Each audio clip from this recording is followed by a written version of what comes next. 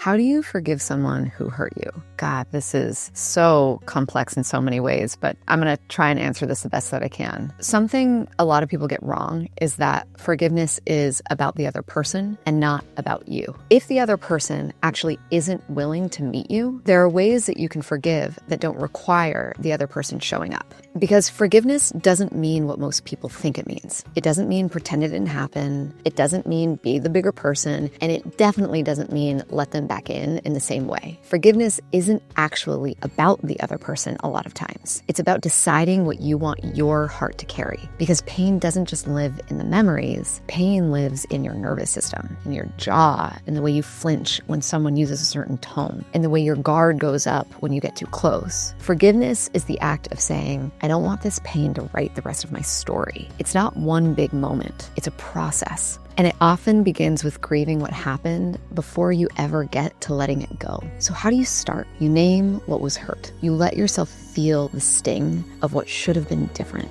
You set boundaries that honor your healing, and you ask yourself the question that changes everything. What would it feel like to be free from this? Not free from accountability, not free from memory, but free from the grip that pain has on your sense of self. Forgiveness doesn't necessarily mean the person across from you deserves a second chance, and maybe they do, but what it really means is you deserve a second chance at peace, at wholeness, at softness again.